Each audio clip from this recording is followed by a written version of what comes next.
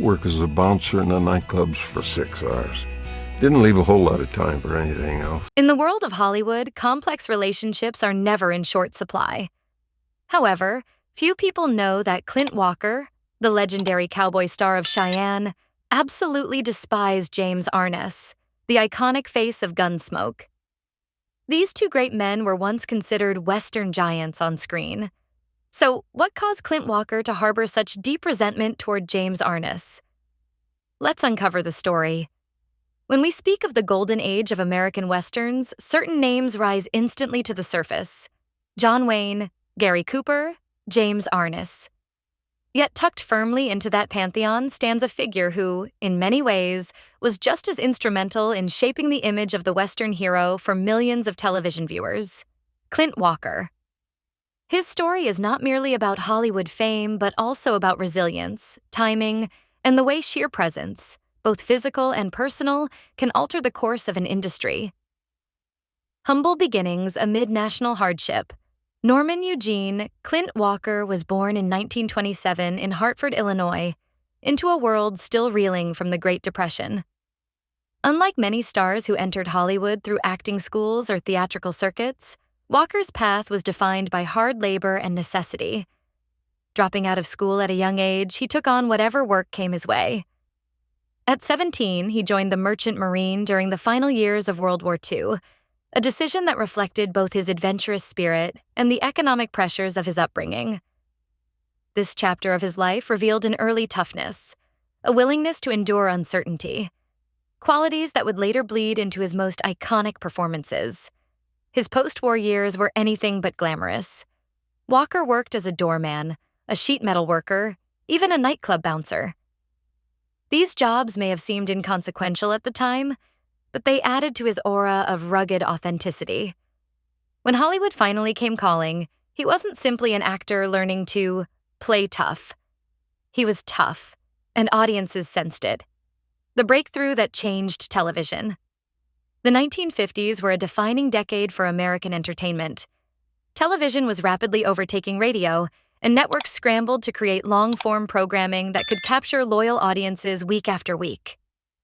Into this cultural shift stepped Walker with Cheyenne, 1955 to 1963. The series was groundbreaking. It was the first hour-long Western on television, a format that demanded more narrative depth and character development than the half-hour shows dominating screens at the time. Walker's portrayal of Cheyenne Body, a wandering cowboy with both brawn and moral conviction, struck a chord. He wasn't just tall. He towered at nearly 2 meters, giving him a commanding on-screen presence. His deep, resonant voice added gravitas, and his calm demeanor projected a strength that was not merely physical, but also ethical.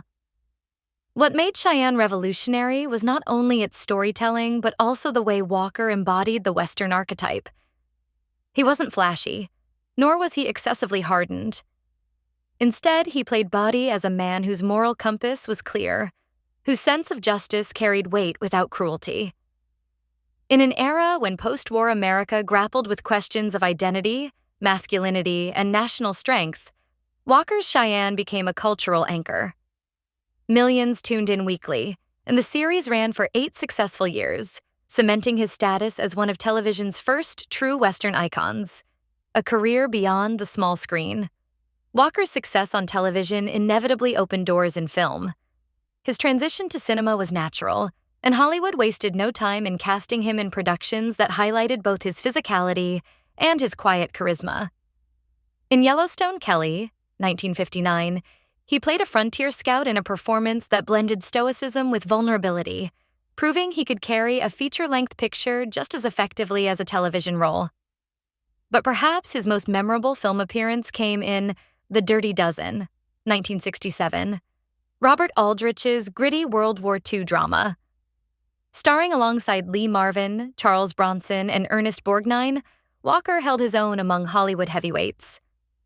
His role as Samson Posey, a convict-turned-soldier, was not the lead, yet it reminded audiences of his versatility.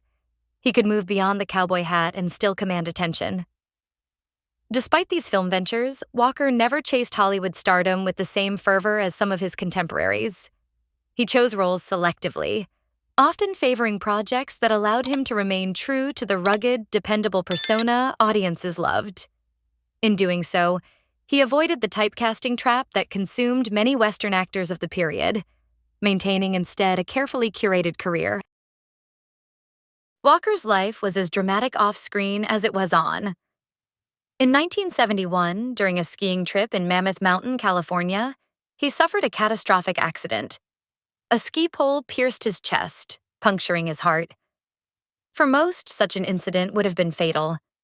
Yet, in a twist almost too cinematic to believe, Walker survived. Surgeons performed emergency surgery, and within 2 months, he was back at work. The press labeled it a miracle, and fans saw in his recovery a reflection of the resilience that had always defined his screen presence. The incident deepened his legend. Walker was no longer just the cowboy who played a hero. He was a man who had stared death in the face and walked away, quite literally embodying the indestructibility audiences projected onto his characters. Clint Walker's professional triumphs often dominate the conversation about his legacy. But behind the scenes, his personal life carried its own weight, marked by moments of joy, turbulence, and quiet dignity. Like many figures of Hollywood's golden era, Walker's relationships often drew public curiosity. Yet unlike the sensational headlines that trailed some of his contemporaries, his story reveals less scandal and more humanity. An earnest man navigating the complexities of love and family while under the shadow of celebrity. Walker married 3 times, and each marriage reflected a different stage of his life and career. His first union came early, at a time when his career had not yet skyrocketed. This marriage brought him his only child, a daughter named Valerie. While the public often associates the children of celebrities with fame-seeking careers in Hollywood, Valerie charted her own independent course.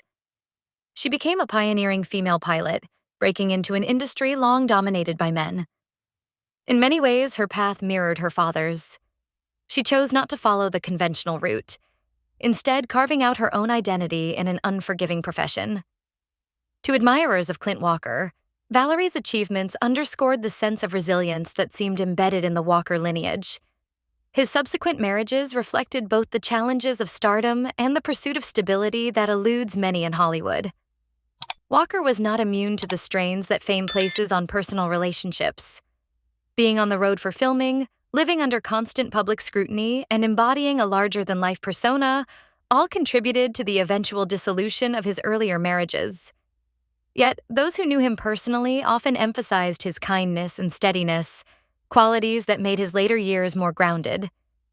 It was in his third marriage to Susan Cavallari in 1997 that Walker appeared to find the balance he had long sought.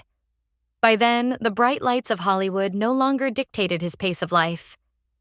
He had aged into a quieter phase, choosing to enjoy the fruits of his work away from relentless publicity. Together, he and Susan settled in California, where he lived out his later decades surrounded by family, friends, and admirers, who remembered him less as a celebrity and more as a gentleman of striking humility. What made Walker's personal story compelling was how different it was from the archetypal Hollywood narrative. He never cultivated an image of reckless glamour or flamboyance. Instead, he valued simplicity and authenticity. Fans who met him at conventions or autograph signings often remarked on how approachable he was. Despite his towering physique, which in another man might have seemed intimidating, Walker's manner was disarmingly warm. He often spoke of his gratitude for the opportunities life had given him, a sentiment rooted in his Depression-era childhood and his unlikely rise to stardom. This humility permeated his personal relationships as well. Walker was known to avoid unnecessary drama, choosing instead to prioritize family and friendships over industry politics. As time passed, Walker's screen appearances grew less frequent, but his stature within the Western genre never diminished. The 1980s and 1990s saw him appear occasionally in television specials or Western reunions, and he lent his distinctive voice to a handful of projects. Yet he never sought to cling desperately to relevance. Instead, he embraced his role as a cultural elder statesman, someone whose body of work spoke for itself. In 2018, Clint Walker passed away at the age of 90, just one day after his birthday. For fans who had grown up watching Cheyenne, his death marked the end of an era, He was one of the last surviving links to the foundational years of television westerns, a genre that had once dominated American living rooms. Tributes poured in from fellow actors, filmmakers, and fans who had never stopped associating him with integrity and strength. His passing, however, did not dim the image he had crafted. To this day, Walker is remembered not merely as an actor, but as a symbol of resilience, both on and off screen. He survived poverty, the unpredictability of Hollywood, and even a brush with death that few could have endured. Through it all, he retained his authenticity, refusing to let the machinery of fame define his core. If Clint Walker's legacy was one of towering presence and quiet authenticity, his career cannot be fully understood without examining the shadow cast by another Western giant, James Arness. Both men came to symbolize the very essence of the television cowboy. Both were blessed with striking height. Arness at 6 feet 7 inches and Walker close to 6 feet 6 inches. And both anchored series that defined the genre for generations. Yet the overlap in their careers created not camaraderie, but a quiet rivalry. A tension born less of personal conflict and more of circumstance, comparison, and the unforgiving nature of Hollywood competition. Walker was the face of Cheyenne, 1955 to 1963, while ARNESS reigned over Gunsmoke, 1955 to 1975. The two shows premiered the same year, instantly igniting comparisons between their leading men. To the casual viewer, it seemed as though television had suddenly produced two giants cut from the same heroic mold, tall, ruggedly handsome, and capable of commanding the screen with an economy of words. Yet behind the camera, their experiences diverged sharply, and it was this divergence that fueled the undercurrent of tension, the John Wayne connection. For Arness, opportunity arrived with the powerful endorsement of John Wayne, the undisputed king of the cinematic western. Wayne personally recommended Arness for the role of Marshal Matt Dillon, even appearing in promotional spots to introduce the series. That blessing from Hollywood royalty gave Arness not only a role, but also the aura of legitimacy that came from Wayne's stamp of approval. Walker, by contrast, had no such benefactor. His rise was a product of his own perseverance and sheer physical magnetism. He earned Cheyenne through casting luck and his ability to project authenticity, not through connections. While audiences may not have noticed this disparity, Walker himself reportedly did.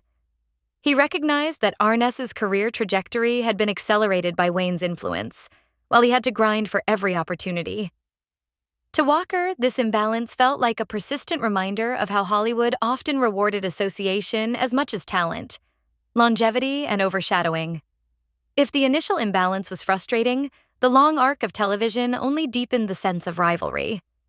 Gunsmoke became one of the most enduring dramas in American television history, running for 2 decades and producing 635 episodes. Cheyenne, despite its popularity, ended after just 8 years. Though Walker remained a beloved figure, the sheer scale of Arness's visibility threatened to eclipse him. To be the star of Cheyenne was to be a pioneer. To be the star of Gunsmoke was to become an institution. Walker, according to those close to him, felt this disparity keenly. While he appreciated the cultural impact of his own series, he could not ignore that Arness's Marshal Dillon had become almost synonymous with the genre. For audiences of the 1960s and 1970s, Arness wasn't simply an actor in a Western. He was the Western. Walker, despite his early trailblazing, sometimes found himself pushed to the margins of collective memory. Personality clashes. Adding to the tension was the stark contrast in their public personas. Walker was approachable, warm, and eager to connect with fans. He was known for his generosity at conventions, his willingness to sign autographs, and his engaging smile that softened his imposing frame. Arness, on the other hand, developed a reputation for being distant, even aloof. Some interpreted this as arrogance, others as shyness. But to Walker, it reinforced the perception of a man buoyed by privilege and insulated from the struggles that had defined his own climb. Walker reportedly bristled at what he saw as Arness's air of superiority.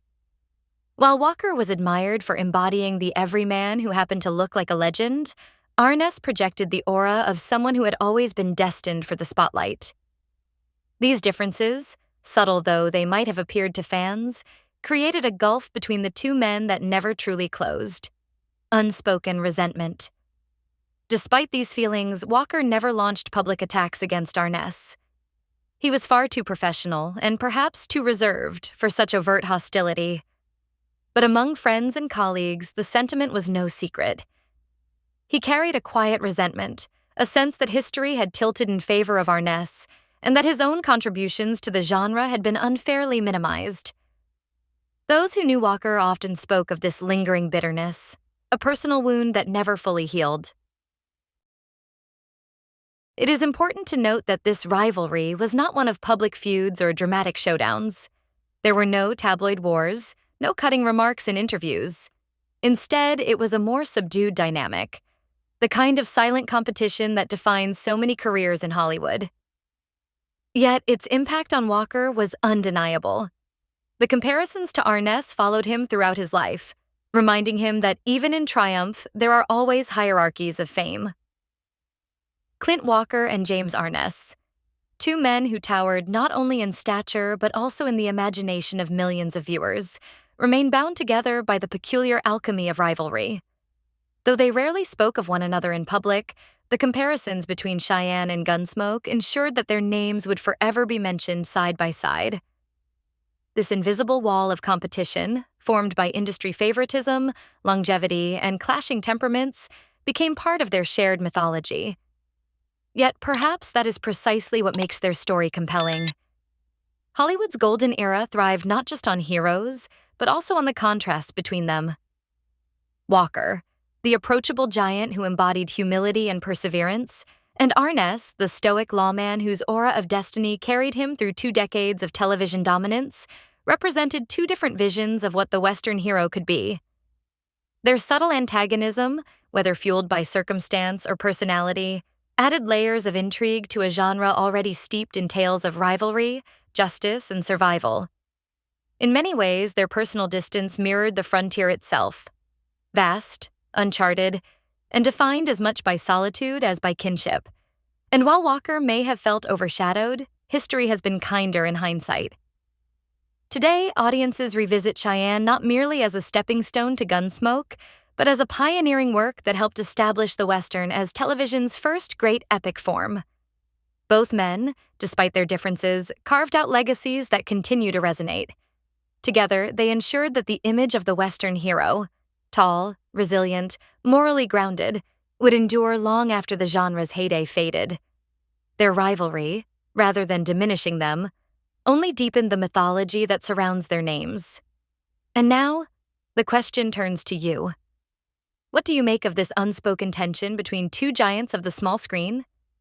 Was it a natural byproduct of comparison, or something deeper rooted in personality and circumstance? Share your thoughts in the comments. We'd love to hear your perspective on this fascinating chapter of Hollywood history. And if you enjoyed this journey into the rivalries and legacies of Western icons, don't forget to hit the like button and subscribe. That way, you won't miss our next deep dive into the hidden stories behind the legends of the silver screen.